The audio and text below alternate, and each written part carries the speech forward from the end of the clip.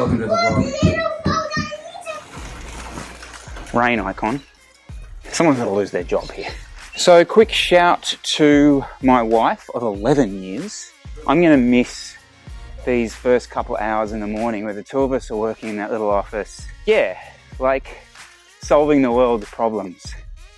I mentioned in one of the first sort of daily vlogs we got back into that being in this little bubble has just been such a unique opportunity for the family. But I think just even for a relationship perspective, it's been a unique, challenging, very challenging perspective. And so to Liz, shout, if only the two of us ran the world, mate, we would have it locked in. Maybe someday she will. I certainly won't be. Anyway.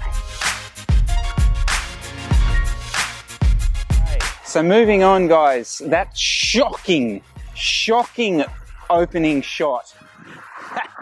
Guys, that is rare.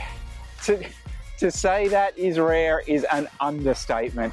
Over 8 hours sleep last night for me. We're all told over and over that, you know, it's all about sleep. Sleep's the best recovery, blah, blah, blah. I've had a great night's sleep. So I kind of thought I'd jump on the bike and kind of let you guys know, what does one good night's sleep do? That's at least 2 hours more than I normally get. This is the least scientific vlog into how sleep affects your performance and lots of other crap that we'll talk about. All right, let's go.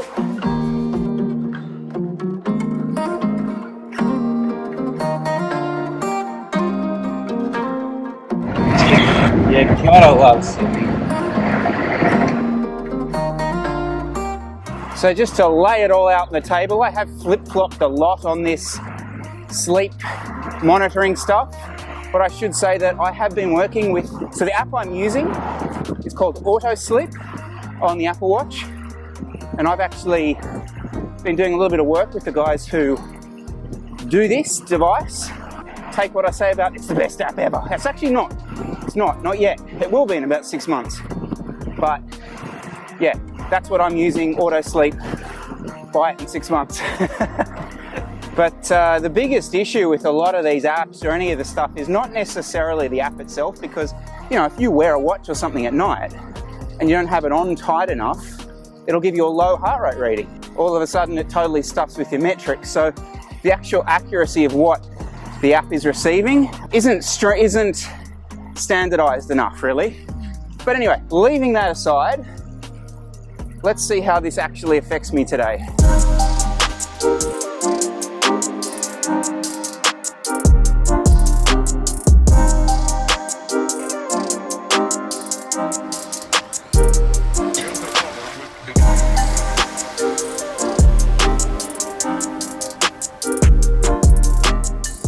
We can dive into that when we get home. That screen recording thing is quite good, isn't it?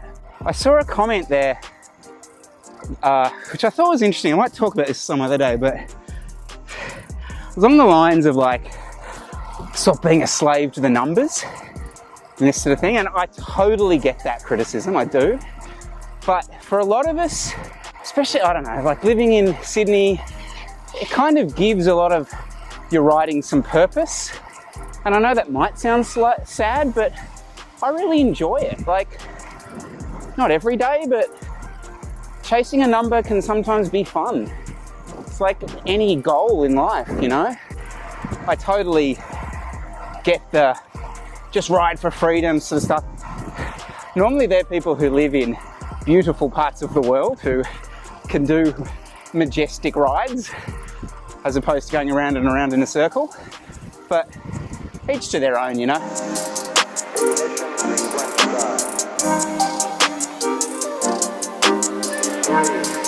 3, 2, 1, boom.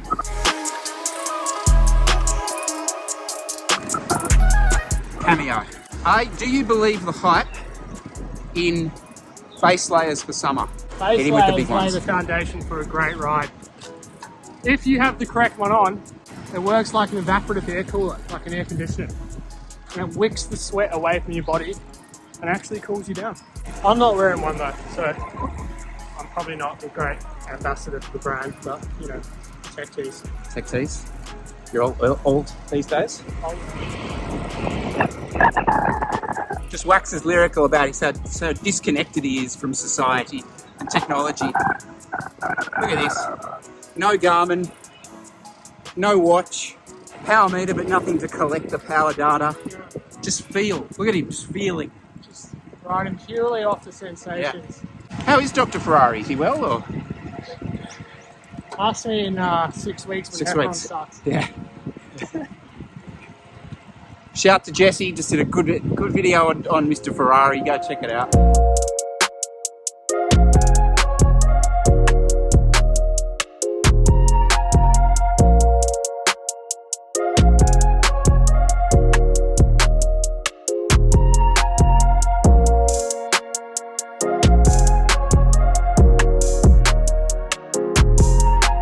Shoes are out being cleaned. I'll do a video on that at some point. So, you know, one of the best parts of doing a daily vlog is it's not scripted. You have no real idea what you're going to do from day to day. So, for example, one day you might wake up, you don't really know what you're going to do a vlog about. Your watch beeps at you and says that you had over 8 hours sleep. And you think to yourself, do you know what would be a really good idea for a video? Is see if the sleep affects my bike ride.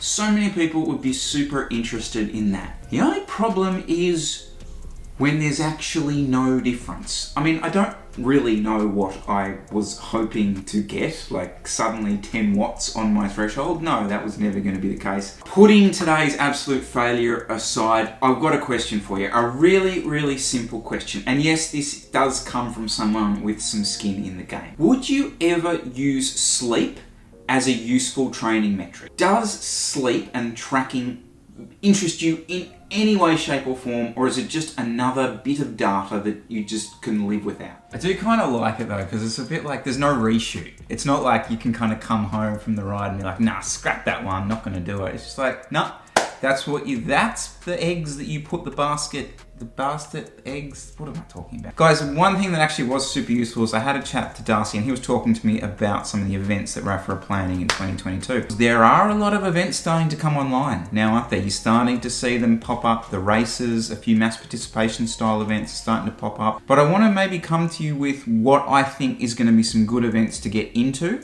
There's certainly different styles of events starting to be planned now. Multi-discipline styled events are starting to come online. But yeah, that's Thursday done. And I can promise you for the rest of the week, there won't be any flowers on shorts. I started editing the video. Couldn't like just do midday shorts change. So just ran with it. Just ran with it. It's a strong look. It's a strong look.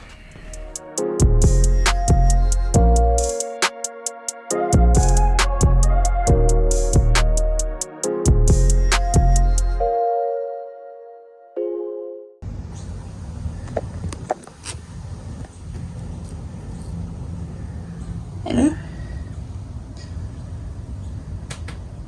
Welcome to the blog.